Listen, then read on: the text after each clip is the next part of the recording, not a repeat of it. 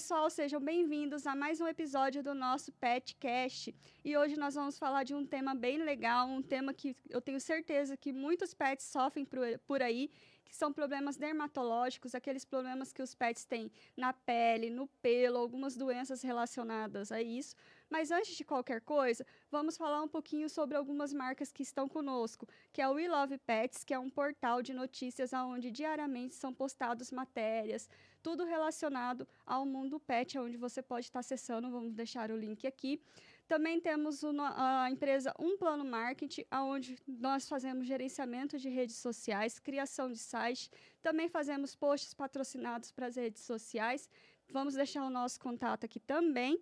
E se você quer ser um patrocinador do nosso PetCast, vai estar aqui também o nosso contato, venha conosco. E sem mais delongas, vamos chamar a nossa convidada de hoje, que é a doutora Ana Furstenberger, que é dermatologista, e ela vai falar um pouquinho para nós sobre isso, sobre os problemas que temos aí nos nossos pets. Lá em casa eu tenho um também que tem um probleminha de pele, mas durante o programa vamos falar um pouquinho sobre isso. Muito obrigada pela sua presença, fico muito agradecida por você ter aceitado o nosso convite, eu tenho certeza que vai ser muito legal o nosso bate-papo hoje. Isso, Silvia, muito obrigada. Obrigada a todos pela presença aqui. E vamos conversar um pouquinho da saúde da pele dos nossos bichinhos agora, né? Isso! Mas antes de qualquer coisa, conta um pouquinho sobre você, como que você entrou nesse mundo pet, conta um pouquinho da sua história para a gente conhecer um pouquinho de você. Vamos lá, Silvia. Minha história é longa, na verdade, porque existe aquela máxima que toda criança fala que quer ser veterinário quando crescer, né?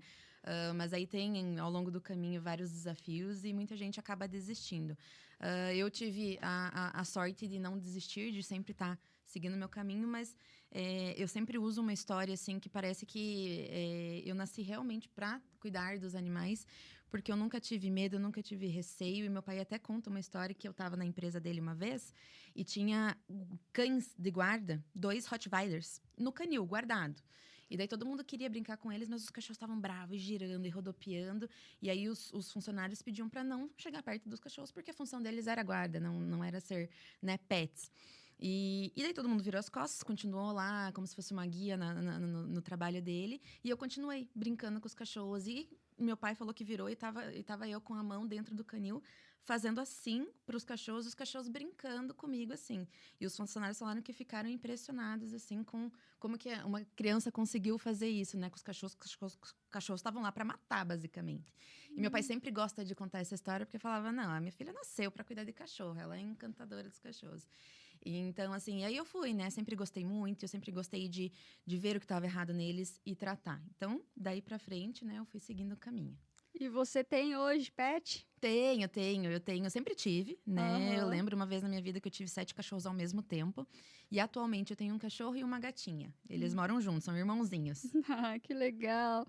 E falando ali já um pouquinho sobre essa questão de pele, né, e de pelos, que é o que a gente aqui tá ansiosos para saber um pouquinho mais. Eu, por exemplo, quero saber muito porque eu não conheço muito, é bem desconhecido. É, explica pra gente por que a saúde e a pele, a saúde da pele e do pelo é tão importante para os nossos pets. A gente tem que lembrar, essa resposta, a gente tem que lembrar qual que é a primeira barreira de proteção, tanto da gente quanto dos animais. É a pele. É o primeiro que é o maior órgão, né, do corpo humano e do corpo dos cachorros. E a primeira barreira imunológica, então, é a primeira defesa que a gente tem. E se a gente tem um desequilíbrio nessa primeira barreira, a gente vai ter desequilíbrio no resto do organismo, né? Então, a gente tem que estar sempre pensando. Às vezes a gente pensa numa feridinha de pele, numa coceira, como algo normal. Ah, meu cachorro coça, mas é normal de cachorro. Não, a gente tem que entender que está ocorrendo algum desequilíbrio ali de barreira, né? Às vezes a gente pode ter problemas endócrinos envolvidos, tem muitos outros fatores que podem estar se mostrando na pele que não são direcionados exatamente para a pele. Então, eu acredito que é a primeira coisa que a gente tem que ver o que está acontecendo é a parte da barreira da pele mesmo. Uhum.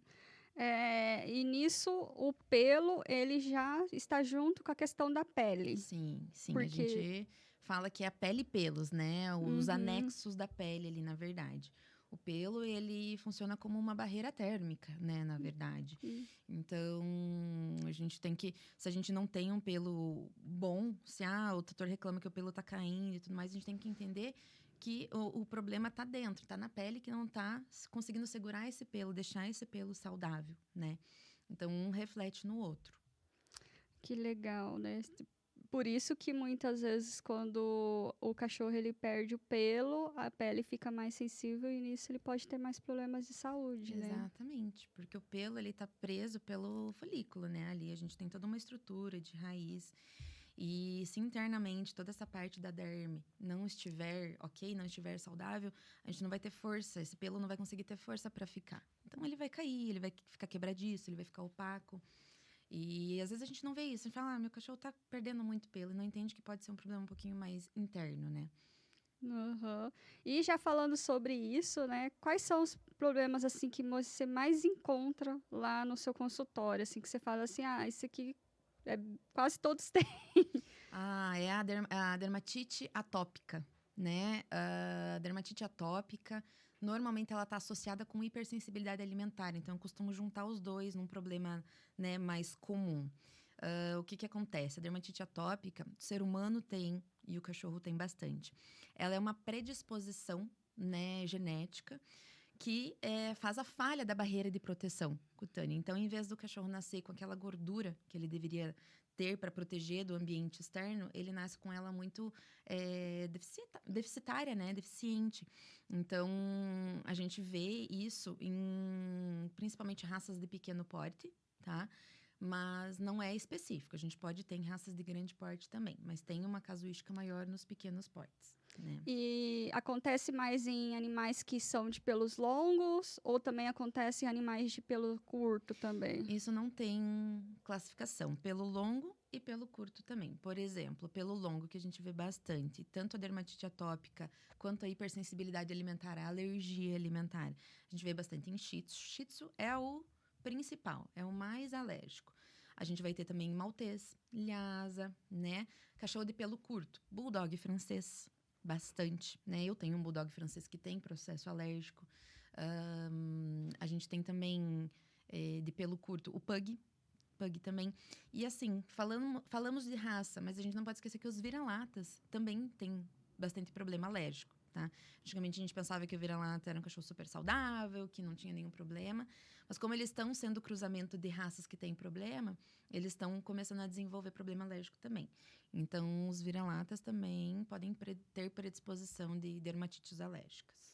É igual lá em casa, né? O cachorro que eu resgatei, o Max, ele é peludo, mas ele é vira-lata. Ele é uma mistura, né? E aí, quando eu resgatei ele, ele já veio com a sarna negra, Uhum. né? Que também não é fácil de ser Com tratada, né? certeza, com certeza. Eu tive uma dificuldade bem grande para controlar isso quando eu resgatei ele. Mas assim, ele ficou anos sem ter problema nenhum. Aí quando foi ano passado, ele teve de novo. Teve uma crise. Teve uma crise. E aí a gente tratou novamente e aí ele melhorou. Mas no geral ele fica bem com a pele dele. Mas no início, para tratar, porque como ele estava muito debilitado, ele tinha outras doenças junto, então a gente sofreu um pouquinho, né? É isso que eu Porque aí é falo. outra coisa, né? Normalmente o animalzinho, ele não tem só uma doença, Uhum. vem outras associadas, não é isso? Exatamente. E muitas dessas coisas estão ligadas com a imunidade. Então, se o animal ele está com uma imunidade baixa, ele pode ter ali a doença assintomática, né? Porque a imunidade está ok. E teve qualquer gatilho de imunidade baixa, seja comportamental, seja físico, o problema que ele já tem vai se manifestar. Então, a imunidade é muito importante nos pacientes alérgicos também.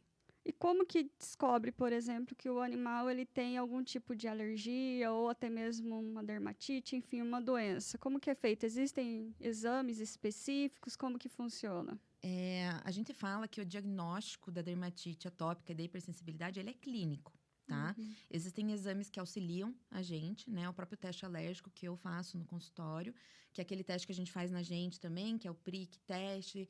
o PET teste, que é o adesivo, ele vai facilitar a gente entender, por exemplo, a qual alimento que esse cachorro tem alergia. Se ele tem alergia à proteína de frango, se ele tem alergia à proteína de boi, de suíno, de porco, ou se ele tem alergia a carboidrato, que eles têm bastante, então arroz, batata, trigo.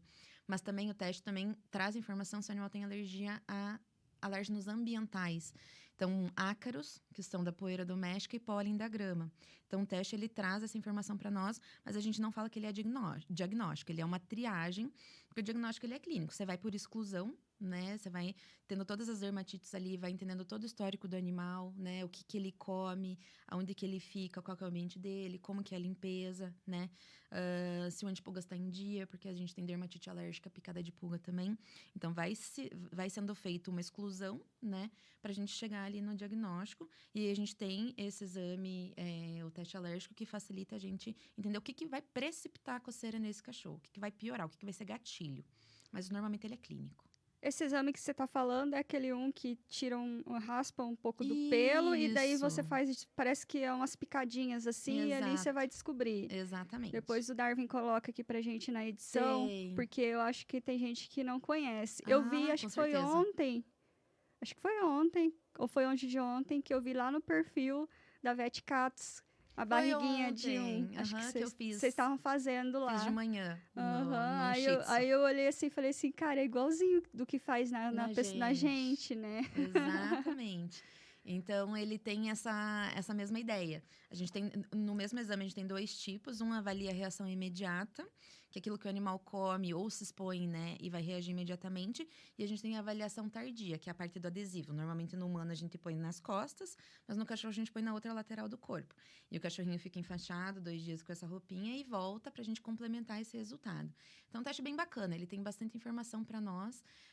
Mas é normal os tutores não conhecerem ainda, porque não é todo mundo que faz, né? Mas eu decidi fazer o curso e me especializar na parte de teste alérgico, porque eu vi o quanto facilita a minha vida na parte do diagnóstico e do tutor também, né? A partir do momento que o tutor sabe o que não pode dar para o cachorro, é muito melhor, porque o teste ele é visual.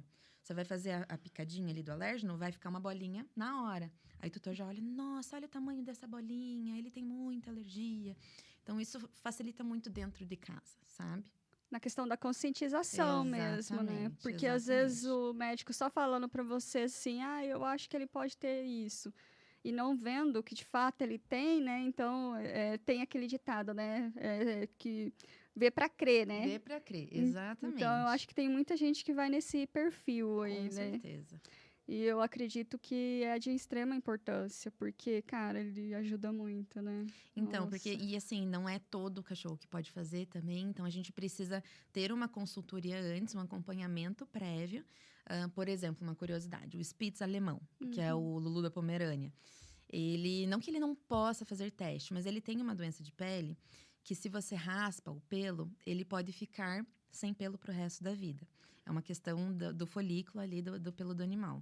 Então, é muito arriscado a gente raspar o pelo dessa espécie, dessa raça, e predispor um outro problema no futuro, né? Tá, a gente vai descobrir o que tem ali, mas depois a gente vai predispor uma alopecia X, que é o nome. E aí, que é muito difícil de tratar e tal. Então, não é todo cachorro que pode. E também não é todo momento que ele pode. Tem toda uma preparação. Então, por isso que é muito importante a gente fazer o acompanhamento prévio. E eu não sei se tem a ver, mas como eu já resgatei muitos animais, e Shih Tzu, esses animais assim, né, nesse estilo que são mais peludinho, normalmente quando eles têm problema de pele, alguma alergia ou até mesmo a dermatite, enfim, eles têm um problema de otite. Eu não sei se tem relação isso ou não, é só coincidência mesmo, porque, né, é tanta doença que vem... Tanta coisa, né? Não, tem total ligação, tá? A gente tem ali, a orelha, ela é parte da pele, ela é a extensão da pele, é o mesmo órgão, tá? Então, a otite, a gente tem ali uma média que eu até comento das minhas consultas. 85% das otites, elas são de caráter alérgico, tá? Porque é uma parte da pele que fica ali. A gente pega principalmente raças braquicefálicas, Shih Tzu, Pequinês, Pug, Bulldog. A estrutura anatômica desse conduto já é mais apertada, mais fechada, por conta, né, do braquicefálico, desse focinho curto. Então, a gente já tem uma predisposição de ter otite já com processos alérgicos. Então, não é coincidência, tá? A gente tem realmente uma otite ligada com processo alérgico mesmo. Olha que interessante. Eu não. A gente até que no fundo você sabe que, por exemplo, a pele tem a orelha tem pele, mas você não faz essas ligações assim, você não pensa nisso, né? Nessa lógica assim, ai, nossa, a pele do corpo vai ser também a pele da orelha e consequentemente vai dar o problema pode dar no mesmo jeito, assim. Falando um pouquinho, né, dessa questão de alergia. Por exemplo, eu tenho um animalzinho alérgico, né? E daí eu vou dar ração. Aquelas hipoalergênicas que tem. E mesmo eu dando, trocando, enfim, o animalzinho, ele continua tendo as crises alérgicas. E aí, o que eu faço nesse caso específico, assim? Muito importante a tua pergunta, porque o que acontece? Dentro das ações hipoalergênicas, a gente tem vários tipos, né? Não é várias marcas de hipoalergênica com um único propósito. A gente tem, por exemplo, marcas que trabalham com proteínas diferentes e carboidratos diferentes. Então, a gente tem, por exemplo, uma que trabalha com a proteína de soja e o carboidrato é arroz. Digamos que você está fazendo ali 60 dias dessa ração, exclusão dietética, que é a nossa primeira tentativa, né? Não está fornecendo mais nada, não está dando carninha junto, bolachinha, petisquinho. 60 dias. Não melhorou. O que pode ter acontecido? Ou o seu cachorrinho ele tem alergia à proteína da soja, então a gente não conseguiu acertar. Ou ele não tem alergia à proteína da soja, e a soja é uma ótima proteína para ele, mas ele tem alergia ao arroz. Então a gente já não vai conseguir ter uma eficácia nessa situação. Daí a gente vai lá para outro tipo de ração hipoalergênica. Tem uma outra, por exemplo, que é carne de cordeiro. Não, desculpa. Carne hidrolisada de frango, de frango com mandioca. Então, ele pega a proteína do frango e quebra em inúmeras partículas, que a gente chama de hidrólise, a ponto do organismo do animal não reagir, não reconhecer. Pode ser que o cachorro fique super bem com essa hidrólise, mas a mandioca pode causar alergia para ele. Então, tem esses desafios. A gente começar com a dieta de exclusão pode ser um tiro um pouquinho mais no escuro, né? A gente pode demorar para ser assertivo. E, além disso, o animal, igual eu falei lá no começo, ele pode ter alergia alimentar, mas ele pode ter a dermatite atópica também, que é a reação ao ambiente, a ácaros, pólens e até bolor, né? Que são os fungos dos bolores. Então, a ração, ela vai melhorar um pouco, mas ela não vai melhorar por completo, porque ele vai ter um fator externo, né? Causando esse processo alérgico. Então, a gente tem que sempre, né? Validar ali. Fez ali a ração hipoalergênica, não deu certo? Vamos voltar atrás, né? Recalcular a rota, entender o que pode estar acontecendo. Então, para mim, pela nossa conversa aqui, o mais importante é fazer o exame, que ali você já vai conseguir detectar se ele tem já alergia a algumas coisas, porque aí já diminui a questão até mesmo da ração, para não ficar nesse teste, né? Teste, teste, testa até achar o certo. Exato. Eita, esse exame aí é poderoso. Por isso que, assim, na verdade, eu falo, ele não é diagnóstico, mas ele facilita demais, né? Quando eu comecei na dermatologia, fiz minha pós, eu encaminhava, né, para outra clínica, porque não são muitas pessoas que fazem.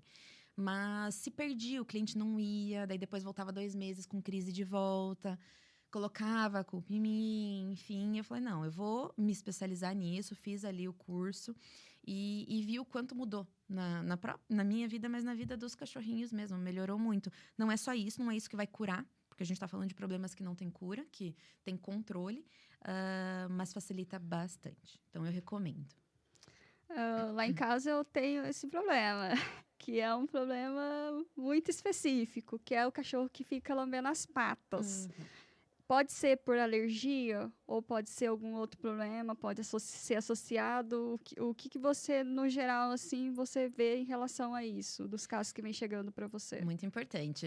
Antigamente, a gente falava que a lambedura das patas dos cães era ansiedade, era estresse, né? E batia o martelo nisso. Hoje em dia, a gente vê que esse processo nas patas é o jeito que o animal tem de coçar as patas. É com a boca, porque ele não vai conseguir pegar a pata dele e coçar a própria pata. Então, ele vai lamber até tentar se aliviar. Eu não digo que o comportamental, que a ansiedade, o estresse não estejam envolvidos. Eles, igual você comentou, eles podem estar associados, eles podem ser gatilhos, tá? Mas o fato dele coçar tá com certeza envolvido com um processo alérgico. Principalmente quando a gente tem outras questões alérgicas, né? Então, por exemplo, ele lambe as patas, mas ele também coça o ouvido, ele também coça o pescoço, ele lambe a barriguinha. Então, pode ser realmente um processo alérgico. Tem paciente que tem processo alérgico que só lambe as patas, que é o caso do meu. O meu cachorrinho, o James, é um bulldog francês. Ele nunca teve otite, ele nunca teve lesão na pele. A pele dele é perfeita. Mas ele lambe aquelas patas de um jeito que ele faz poça no sofá, na minha cama. E aí eu fui fazer o teste nele e quase gabaritou o teste alérgico. Entendeu? Porque ele tem também uma predisposição racial. Mas o único sinal clínico dele é a lambedura das patas. Então, a gente tem que avaliar todos os fatores envolvidos, tá? E isso chega a machucar, né? Machuca. Como a boca do cachorro é suja, eles lambem porque eles querem coçar igual a gente. A gente leva uma picadinha e a gente coça. A gente sabe que a gente não pode coçar, mas a gente coça. Às vezes a gente pode fazer ferida. O cachorro ele não tem essa noção, esse racional de eu vou parar, senão vou me machucar. Ele vai se lamber até tentar parar essa coceira. E vai levando bactéria, vai fazendo atrito e vai machucando. E aí vem as infecções secundárias, que normalmente é como o cachorro vem na primeira consulta para mim. Ele vem com muita infecção secundária, né, desse processo alérgico. Então, a gente tem que retirar o animal da crise para daí entender qual que é o processo alérgico dele. E daí são vários tratamentos, assim, associados a isso? Isso, depende muito do que a gente vai ver na clínica. Se o animal, a gente tem outros tipos de exames também, né? Não só o teste alérgico, tem exames mais simples de triagem também, que, por exemplo, é uma citologia. A gente pega uma lâmina e coloca ali a lesão do animal numa lâmina e cora, pra gente ver se tem bactéria. Se tiver bactéria, a gente vai ter que usar um antibiótico. Se tiver fungo, a gente vai ter que usar um antifúngico ou outro tipo de tratamento que mate o fungo. Para tirar esse animal dessa crise, dessa infecção secundária, para a gente ver como que está a pele, o processo alérgico e aprofundar nesse processo alérgico. Então, não tem receita de bolo. Cada paciente vai se manifestar de um jeito e a gente vai tratar do jeito que a gente vai visualizar ali os exames, né, seguintes. Os exames, assim, de sangue, tipo, hemograma, esses mais comuns, você consegue já identificar alguma coisinha ali ou não? Para dermatologia, o exame de sangue básico, ele vai trazer informações que o animal está com um processo inflamatório, mas ele não vai especificar que esse processo inflamatório é da pata, né, da pele, desculpe. Ele vai só mostrar que estão ali algumas alterações. Então, o exame de sangue, ele não é tão usado nesse primeiro momento, tá? A partir do momento que você desconfia que esse processo alérgico ou esse processo de pele pode estar envolvido com outros problemas, por exemplo, a endocrinologia tem bastante sinal clínico na pele. Tá? Perda de pelo, né? Lesões, crostas, seborreia, as caspas que a gente usa, podem ter um fundo endócrino. Então, se a gente suspeita, isso vai com base na nossa consulta, na nossa anamnese, mas se a gente suspeita de um processo endócrino, aí sim a gente faz um exame de sangue para ver a parte endócrina, não a pele, tá? Então, para a pele, são exames mais diretos, assim, que a gente faz. Então, por exemplo, a sarna negra que você comentou. Tem um exame que é um raspado de pele. A gente pega um bisturi, isso você já deve ter visto no teu cachorro, né? Uhum. Raspamos a pelezinha ali para fazer a extrusão do ácaro.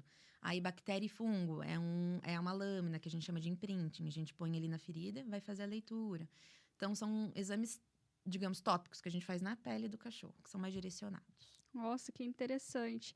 E daí, por exemplo, às vezes, então, se ele tem algum problema endócrino, aí você tem que fazer trabalho em conjunto com outros profissionais para poder chegar num tratamento adequado para esse animal. Exatamente. Eu tento facilitar um pouco a vida do meu colega, né? Quando eu vou terceirizar. Então, eu faço os exames básicos que eu posso... que eu tô suspeitando de um processo endócrino. Então, ali um exame de sangue, colesterol, triglicerídeos ali que já vão estar aumentados se tiver um processo endócrino.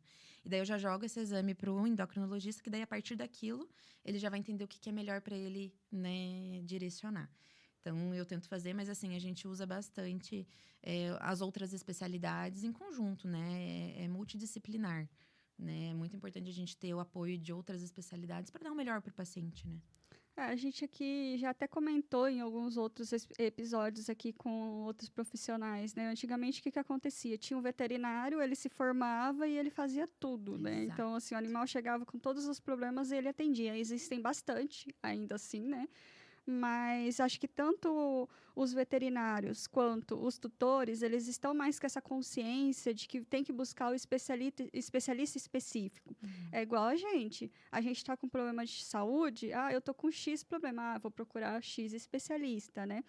Mas eu venho vendo essa crescente de pessoas mais conscientes em relação a falar assim, vou levar no especialista X, porque eu acho que pode ser isso que o meu animalzinho tem, né? E até mesmo você vê os veterinários clínico geral, eles também fazem isso. Eles falam, ó, seu animalzinho, ele tem isso, é melhor você procurar o tal especialista. Então, acho que é muito importante os tutores cada vez criarem essa consciência e os profissionais também. Porque eu acho também triste quando um tutor chega lá para um profissional clínico geral e ele também não orienta, sabe? Ele só atende ali da maneira como ele acha que ele deve atender e deixa, né? Então, o animalzinho ele vai cada vez ficando mais doente, com mais problema de saúde, atacando outras coisas. Então, acho que é uma consciência em conjunto que tem que ter, né? Perfeito, é isso mesmo. E isso tem sido mudado. A geração, né, de médicos e médicos veterinários que estão vindo, a gente está tendo essa cabeça um pouquinho mais aberta. Porque o tutor, ele não tem essa noção que existem todas as outras especialidades. Todo dia eu vejo um tutor falando: nossa, eu não sabia que tinha dermatologia para cachorro, eu não sabia que tinha endócrino, eu não sabia que tinha oftalmo. Então, é a nossa função mostrar para o tutor que existem essas outras áreas. E você ser humilde a ponto de você falar: olha, a minha especialidade está restrita a isso, eu acho que tem uma pessoa com mais capacidade técnica para essa outra afecção, enfim, doença que o cachorrinho pode ter. E a gente trabalha em conjunto e está tudo bem, você não precisa abraçar o mundo. Porque às vezes você acha que é uma coisa e não é, e aí, igual você falou, vai danificando outros sistemas do cachorrinho, né? Outros órgãos, com medicações e tudo mais. Então, é muito importante esse companheirismo e essa parceria com outros especialistas. Que eu acho que é muito importante, que eu tenho certeza que vem acontecendo muito aí, porque eu tenho um cachorro assim lá em casa, que é a questão de ser mais ansioso, de ser mais agitado. A gente vem vendo aí, porque eu já fiz muitos eventos pets também, né? As nossas feiras, os nossos encontros. E a gente já conversou com muitos tutores e a gente vê o tanto de animaizinhos que eles estão tendo problemas emocionais. E isso tem relação também com a questão de ficar se coçando, com alergia. Como é que funciona isso? É exatamente isso. Então, a questão da ansiedade, ela vem aumentando, na verdade, porque a gente tem ficado mais ansiosos, né? O ser humano tem ficado com essa parte comportamental mais aflorada. E isso reflete nos cachorros, né? Então, por exemplo, a gente tem bastante síndrome de separação dos cães, né? A gente vê que o melhor exemplo que eu gosto de dar é o cachorro de pandemia, que foi adquirido, seja adotado ou comprado ali na pandemia, e o tutor estava dentro de casa, trabalhando home office, tinham crianças dentro de casa, e aquele cachorro ficou acostumado a ficar o tempo todo com pessoas, né? E aí, do nada, aquele tutor volta a trabalhar presencial, a criança volta a ir para a escola. Então, esse baque, o cachorro não entende, ele não tem esse racional para entender, então ele se sente abandonado, né? Então, é um trabalho que a gente tem que fazer nisso também. E isso reflete direto na pele. Eu tenho vários tutores que falam que quando o tutor está em casa, o cachorro não se coça, não lambe as patas, coça um pouquinho, mas mais dorme, né? E quando o tutor sai, eles olham na câmera, né? As câmeras de monitoramento, e vem que o cachorro começa a lamber, começa a coçar, enfim, porque aquilo gatilha, né? Não que o paciente não tenha um processo alérgico, mas a ansiedade, o estresse, o medo de estar sozinho deixa eles mais nervosos e vai gatilhar ali, principalmente a lambedura ou coceira, enfim, da orelha, independente do animal. Olha, falar pra você, né? A gente fica até assim, né, cara? Como é que pode o cachorro, ele tá evoluindo de um tanto que ele tá ficando muito parecido com o ser humano, né? Gente, eu fico até, assim, às vezes assustada com esse comportamento. Porque o gato, você tem gato, eu também tenho, eu já tive alguns, ele não fica, ele não, porque ele tem essa independência, né, na maioria dos casos, claro, porque tem gato também que é dependente ali emocional, mas no geral eles são mais independentes, então eles não têm muito problema assim, ai, nossa, ficou ansioso, né? Então, o cachorro, por ele ser, eu acho que deve ser, a gente não tem nem como provar, né? Mas eu acho que deve ser alguma química do cérebro, alguma coisa relacionada, que cada vez ele tá ficando igualzinho o tutor. Você às vezes conversa com o tutor, aí exatamente o que você falou, o tutor tem problema de ansiedade, tem depressão, tem não sei o que, não sei o que. Aí ele fala assim, que o fulaninho aqui, ele também faz tratamento porque ele é ansioso, porque ele tem depressão, porque é isso, que é aquilo. Então, parece que é uma energia mesmo, né? Eles se ligam assim, né? Igual lá em casa. O meu cachorro, eu tenho dois. Um cara, ele é igualzinho a mim. Ele é meu crônico. É. Já o outro, ele é muito parecido com o Darwin, com meu marido, sabe? Aham. Então, assim, você fica olhando, você fala assim, cara, não é possível que esse cachorro pode ser tão parecido assim comigo. E até não tem explicação. Você fica tentando pensar, mas não existe, né? Não, e assim, a gente pode ficar o dia inteiro falando de exemplos, porque eu tenho vários para falar, mas eu acho bem curioso isso, porque é que assim, veio essa sequência e a gente tem humanizado muito nossos pets também. Mas eu entendo certas situações, a gente tentar trazer, né, o melhor pro cachorrinho. Por exemplo, o meu cachorro vai pra creche. Mas por que ele vai pra creche? Porque eu moro atualmente, eu tô me mudando, mas atualmente eu moro num estúdio. E não tem condição, trabalho o dia inteiro, não tem condição de deixar ele. Então eu ponho ele na creche, ele se diverte, né? Tem mochilinha, tem boletim. E ok, você pensa, nossa, creche pra cachorro, né? Mas melhora a vida dele, é o que eu tenho para proporcionar para ele agora. Mas tem limites, né? Por exemplo, tem gente que coloca, por exemplo, o cachorro num carrinho de bebê e não deixa o cachorro encostar no chão, não deixa o cachorro ter contato social com outras pessoas, com outros animais, com os próprios alérgenos, né, do chão ali, do pólen. Então, o cachorro que tem muito mais chance também de desenvolver processos alérgicos porque ele não cria aquela imunidade. Igual aquela criança que quando é criança come terra, não sei o que, não sei o que lá, cria imunidade. Criança que fica dentro do apartamento cria alergia. Então, a gente tem que ter limites nessa parte da imunização também. A gente até falou esses tempos que as meninas vieram aí dos cães de rodinhas, né? Uhum. A Andressa, ela tinha um problema, porque além da cachorrinha dela não andar, ela ficou cega com o tempo. Daí ela tinha que levar no carrinho para passear. Sim. Daí ela entrava nessas questões onde as pessoas ficavam, mas por que tá no carrinho? Não sei o quê. E aí é nesse ponto que acaba levando ela a ter que dar certas explicações, porque existem pessoas que colocam os cachorrinhos no carrinho para passear e tal, que não tem doença nenhuma, né? É mais porque gosta, porque quer, enfim, né? Cada um tem os seus motivos. E aí, na hora que ela vai fazer isso por conta de uma necessidade, ela também se coloca naquela situação onde ela tem que ficar explicando. Ficar justificando. Aí ela tinha que ficar detalhando. Agora, infelizmente, né, a Maia acabou falecendo, mas ela tinha que ter que toda hora ficar explicando, não, porque ela tá passeando, ela também precisa ver o mundo, né, enfim. Mas a gente, nos nossos eventos, já vão bastante, assim, animais que vai em carrinho, né, que usa vestido, roupinhas e tal, até mesmo porque às vezes eu faço até o campeonato, né, fantasia, então às vezes eles vão fantasiados, né, e tal.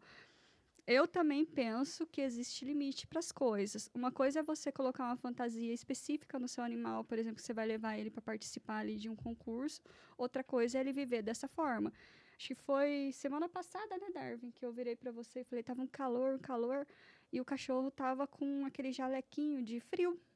Então, assim, isso pro animalzinho ter um problema, uma doença, um problema na pele, é 2 palitos. Se queimar, enfim, sei lá, fica torrando dentro de uma roupinha, né? É igual criança. Criança também tem um limite de você pôr e tirar a roupinha, o animalzinho também, né? Então, eu acho que tudo isso vai da consciência muito individual. Mas, no geral, eu vejo que essas questões, por exemplo, de ficar enchendo de roupinha, não é todo mundo. Existem específicos que fazem isso. Mas tem uma galera que faz. Com certeza, com certeza. Bom, falando lá do banho, né? Levei meu, levei meu cachorrinho lá no banho e tosa. Daí ele voltou com uma otite ou até mesmo com uma alergia, enfim. Lá no banho, no pet shop, é possível que ele, do nada, ou né, que nunca é do nada, tenha um problema de pele, um problema de otite, ou o pet shop não deixa ele ter isso, ou ele já tinha? No geral, o que você acha? O que você vê sobre isso? O que acontece? A dúvida principal após o banho é sempre a otite, né? Muitos tutores acreditam que depois que o cachorro foi para o banho, ele voltou com otite. Isso era uma verdade antigamente muito fincada.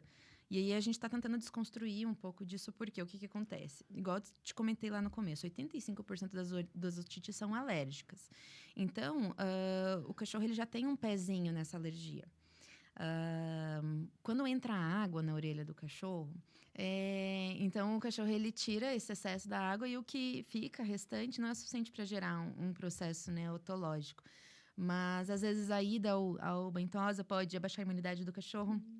Ele pode se estressar, muitos cachorros se estressam no banho-tosa, secador, soprador, gaiola, latido, né? Isso pode predispor, mas é muito difícil a gente ver uma otite saindo do banho. Não sei que o banhista pegue a mangueira e jogue lá dentro do ouvido do cachorro, né? Agora, outros tipos de problemas, né? Na pele.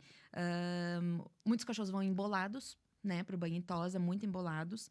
Então, para você desembolar é muito difícil e você vai machucar a pelezinha do cachorro. Então, muitas das vezes os banhistas, né, o pessoal do banho em tosa pede que tose o cachorro em vez de desembolar, porque vai judiar muito e essa pele já vai estar mais sensível, porque aquele embolo fica úmido embaixo. Então, isso pode acontecer decorrente do embolo que aconteceu em casa, mas muita gente olha e vê aquele cachorro saindo do pet com aquilo que não tinha antes, ou o tutor não viu antes, né? Isso pode acontecer.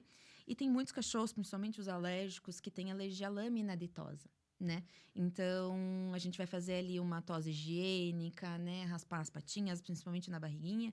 E a lâmina, ela vai fazer essa dermatite. Mas não é culpa do banhista e do banho em tosa, né? Às vezes, ponderar a temperatura da lâmina é muito importante, tá? Às vezes tem gente que não presta atenção, põe a lâmina quente, isso machuca mais ainda. Mas só o fato de você raspar a barriguinha do cachorro, se ele for alérgico, isso já vai causar uma alergia. Aí fica bem vermelhinho e tudo mais, e o tutor se assusta, né? E até explicar, então, é bem complicado. Então, entender como que o teu cachorro é, a sensibilidade, antes de, né, às vezes, muita gente ataca o pessoal do banho em tosa, muitas vezes pode acontecer de ser culpa deles, mas muitas vezes não, né? Então, entender ali essa situação. Você falando isso, tudo que você tá falando, eu acho que o meu cachorro lá, ele vai ter alergia. Porque ele tem a questão da otite e ele se lambe, né? Ele lamba as patinhas. E ele faz xixi, não sei como, mas ele consegue fazer xixi toda na barriga dele. Ele é vira-latão, ele não tem pelo longo. Só que daí fica manchado Respinga, né? e fica cheirando e tal. Daí ele é com os pelinhos assim, né? Um pouquinho mais, um pouco mais. Esse cachorro aí até que ele é menos pelo. Ele é um pouquinho mais peludo. Daí eu falo para as meninas, ai, dá uma passadinha na barriga dele. Ele é assim, ó, mas assim, passa na barriguinha dele, porque depois, cara, Fica chega todo fedido. e não, e mancha, até chega a manchar, porque ele realmente, eu não sei o que ele não consegue fazer o xixi no lugar que tem que ser feito. E daí ele volta com a barriguinha, às vezes, vermelhinha, assim, sabe? E aí, pelo que você tá falando, eu acho que ele pode ter algum problema de alergia, né? Ó, o nosso telespectador número 1 falando, querendo fazer uma pergunta. O que acontece? Existem alguns animais que têm pelos longos, por exemplo, né? Xoxó, que nem o Narvin tá falando, os Goldens, e alguns animais aí, por exemplo, que as pessoas, elas tosam. Né? Esses dias eu vi a menina tosando o Lulu da Pomerânia, que nem você falou. Né? Alguns animais aí que, no geral, as pessoas não tosam, mas existem pessoas que falam, ah, vamos tosar, igual gato. Tem gente que tosa gato também, né? Então, ele está perguntando se essa tosa pode desencadear algum problema de pele, alguma coisa relacionada. A gente tem as raças mais... a gente chama de nórdicas, na verdade, né? Que tem o subpelo. Então, o próprio Spitz alemão, o Husky, o Shiba, por exemplo, que tem o subpelo, eles fazem termorregulação. Muita gente tosa porque acha que o cachorro está passando calor, né? Mas o pelo, ele vai se autorregular. Então, ele não vai deixar o cachorro passar calor ou passar frio. Ele é feito para isso. E dependendo da raça, pode sim ter predisposição racial de desenvolver um problema de pele. Não necessariamente um processo alérgico, tá? Por exemplo, existem dermatites inflamatórias e dermatites não inflamatórias. A alopecia X, que normalmente acontece no Spitz alemão, mas pode acontecer em raças com subpelo, ela é uma dermatite não inflamatória. Ela não causa coceira. O cachorro não lambe pata, ele não vai ter otite. Pode ser que ele tenha os dois juntos, tá? Alopecia X com processo alérgico. Mas a alopecia X, especificamente, ela não é inflamatória. Por que é a alopecia X? O X, ele vem porque não se sabe ainda a causa. Ainda não foi elicitada a causa disso. Tem bastante influência hormonal. Então, você vai ver bastante Spitz, cachorros com subpelo, machos não castrados têm predisposição de ter esse problema de pele. E a gente tem o fator pós-tosa, né? Então, a tosa, como vai mexer no folículo, né, no DNA do pelo do animal, você vai predispor uma queda, você vai mudar todo esse DNA do pelo e ele vai cair, é muito difícil de recuperar. Então, são raças que não precisam ser tosadas. Muita gente tosa ou porque acha que está passando calor, ou porque prefere, porque acha bonitinho, enfim. Mas isso pode custear, né, ali a qualidade do pelo do animal. Então, pode sim influenciar no processo da derme, né, da pele, sendo inflamatório ou não inflamatório, tá? Quando você fala animal de subpelo, o que é esse subpelo, assim? É basicamente 2 camadas de pelo. Então, a gente tem uma camada mais, vamos dizer, mais crespa, mais grossa, tá? Justamente para fazer essa termorregulação. E a outra camada que vai realmente fazer a parte final do pelo, né? Estética. Então, é basicamente para proteção, porque são animais que são mais voltados para áreas de inverno, né? De frio e neve, e enfim, aí a gente tem essa questão. Então, é mais de proteção mesmo que a gente tem esse subpelo. São 2 camadas de pelo. Olha, que legal. É bem curioso. Nossa, eu não sabia que existia isso, assim, tipo, quando você olha o pelo assim, né, quando você não abre, né, parece que é que já, pelo normal, né? já nasceu um pelo e tá ali, né? Exatamente. É, O chau-chau, ele é fofinho. Aí você aperta mais, você vê que ele é uma esponja. entendi. É porque eu Exatamente. nunca tive coragem de apertar um chau-chau, chau-chau, é. assim. Você apertou da sua avó? Você teve coragem de apertar ela, hein? Tem até isso que ele falou é bem curioso. Tem o Spitz alemão, ele faz, todas as raças fazem as trocas de pelo. E o Spitz, ele tem uma troca anual que é a mais punk, assim, a mais importante, que eles realmente fazem a troca dessa pelagem. E aí cai tudo, né? E fica só o subpelo. E o subpelo, ele é encaracoladinho. E o tutor se assusta e fala, o que tá acontecendo com o pelo do meu animal? Porque sai todo aquele pelo plumoso e fica aquele encaracoladinho, aquela lã, né? Que é o subpelo. Que os outros caíram, ele tá fazendo a troca e tá mudando. Então, é bem curioso mesmo. Nossa, que legal. É bem legal. Que interessante.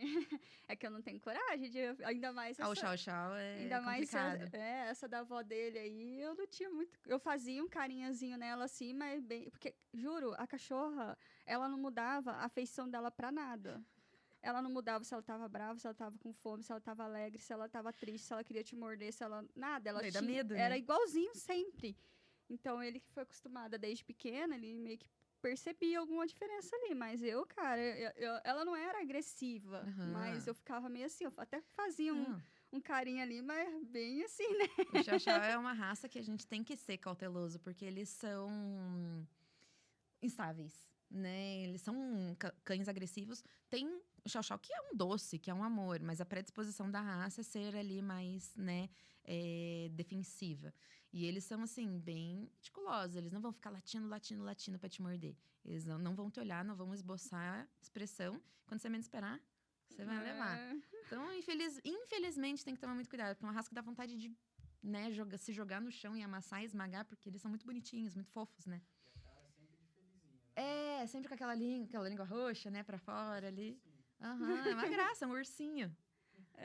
Bom, e vamos lá. Dê dicas pra gente aí, nós tutores, isso me inclui, pra gente fazer ali no dia a dia pra poder ajudar a melhorar a qualidade de vida desse animalzinho ali. Seja aquele que já tem um probleminha ou aquele que não tem, só pra poder a gente já ficar meio atenta aí. Sim, isso é muito importante. O que eu falo de principal, 2 coisas principais que eu dou dica, assim, pra gente manter uma saúde da pele, né, importante. O antipulgas, ele precisa estar sempre em dia, tá? Por quê? O que eu mais escuto no consultório. Meu cachorro não tem pulga, então não preciso fazer antipulgas. Meu cachorro não sai de casa, não preciso fazer antipulgas.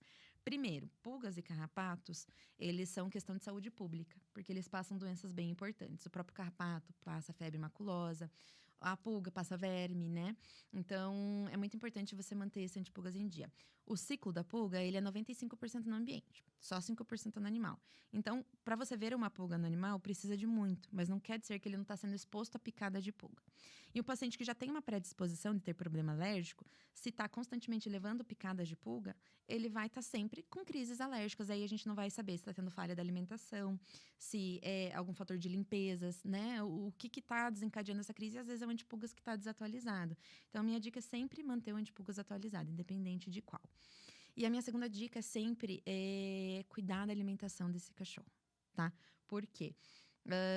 O que eu mais escuto no consultório em relação à alimentação, eu dou pãozinho, eu dou arroz, eu dou frango, daí a gente fala que não pode, mas ele tá ali pedindo, ele tá com uma cara de dó. Eu sei que isso é difícil, né? Mas o problema que isso desencadeia no cachorro é muito maior. Então, eu tenho muito mais dó do cachorro se matando de coçar, ou depois com obesidade, né, e tudo mais, do que o dó naquele momento, né? Então, quer dar alguma coisinha pro cachorro enquanto você tá comendo? Faz um pratinho. Eu sei que a gente brinca, né? Você vai substituir McDonald's por cenoura. É basicamente isso. O cachorro, ele não vai entender. Só se ele estiver muito acostumado, mas você vai ter que mudar isso dentro dele. Faz um pratinho com coisa que ele mais gosta de comer e mais pode, de um jeito saudável. Por exemplo, o cachorro pode comer, digamos que a gente tenha feito o teste alérgico, pode comer frango. Faz um pedacinho, um pouquinho de frango ali pra ele, enquanto você vai comendo, dá um pouquinho. Muita gente quer ter esse vínculo com o cachorro, né, na hora da comida. Mas se você dá ali, tem gente que dá café, tem gente que dá pão de queijo, pão toda hora, bolo. Então, a gente tem que tomar muito cuidado, porque além do processo alérgico, você tá fazendo picos de insulina no organismo do animal e predispondo problemas endócrinos no futuro. A própria obesidade, diabetes, hiperadrenocorticismo, que eles têm também. Então, a alimentação é muito importante você cuidar. Tá? Você pode dar alimentação humana para o cachorro, mas tem que tomar muito cuidado no que você dá. Preferir sempre frutas, sempre verduras. E dentro dessas frutas e verduras, se o paciente for alérgico, a gente saber exatamente ao que ele reage, né? Esse nome, hipo... Hiperadrenocorticismo. O que é isso? Ele é uma doença endócrina, tá? Que o humano tem bastante. No humano é a síndrome de Cushing, mas no cachorro a gente, né, chama de hiperadrenocorticismo. É uma questão endócrina onde a gente tem ali nos rins duas glândulas, as suprarrenais, que são responsáveis por produzir cortisol, né? E por algum momento, às vezes fator genético, idade, senilidade, ou às vezes uso contínuo de corticoide, a gente faz essa glândula superproduzir o cortisol. Então, ela produz muito mais do que ela deveria e precisa de ajuda de outros órgãos, né? Principalmente pâncreas, né? Vesículas e tudo mais. Então, a gente predispõe uma doença endócrina, que daí é pro resto da vida, também não tem cura, né? Que é muito grave, né? Pode desequilibrar, né, o metabolismo do animal e pode levar a óbito também, se não cuidada. Então, às vezes a gente acha que a alimentação não está causando nada, mas e não vai ser de hoje para amanhã. De hoje para amanhã ele vai vomitar, vai ter uma diarreia. Mas anos constantes a gente predispõe esses problemas endócrinos. Então, é muito importante. Nossa, que legal. Uhum. E antes de a gente finalizar, que a gente está quase acabando, conta uma história aí que te marcou muito durante esse tempo aí que você já atende animaizinho aí, que você fala assim, cara, essa história foi diferenciada. Eu confesso que são tantas que eu até demorei para lembrar dessa, mas quando eu lembrei, ela é até recente, tá? Coisa do segundo semestre do ano passado. E a gente até falou de chow-chow, e é de chow-chow mesmo, a curiosidade. É o Thorzinho, é um pacientinho que eu tive, que ele passou por inúmeros veterinários antes de chegar em mim, tá? É um paciente que tinha bastante lesão nas patas, foi feito biópsia, tá? Que é um exame bem difícil da gente fazer no animal. Foi visto que era um processo alérgico, a gente tentou tratar alergia. E no final das contas, ele tinha um outro tipo de doença que a gente descobriu somente na necrópsia, que era um fungo super raro. Mas antes de passar pelo fungo, a gente até na necrópsia foi visto que ele tinha mastigotas de leishmaniose, que é uma doença bem complicada de saúde pública, zoonótica, mas o próprio patologista que fez a necrópsia falou, não, eu vou fazer de novo. E aí viu esse fungo super, super raro, né? Então, assim, a gente conseguiu estabilizar o Thor, mas ele nunca ficou bem. Ele tinha muitas dores na pata por conta das lesões de pele que ele tinha. E nenhum exame tinha diagnosticado, a gente só conseguiu na necrópsia. Infelizmente, ele sofreu, assim. No final da vidinha dele, ele estava até melhor, sabe? mas é um paciente que me marcou muito, até pra gente abrir sempre diferenciais no nosso futuro, né? A gente sempre fica, às vezes, bitolado a uma coisa e esquece do básico, ou até mesmo que fosse raro, esquece nas outras alternativas. Então, a gente ter diferenciais ali e pensar em tudo. Mesmo que o sinal clínico seja na pele, a gente pensar em tudo.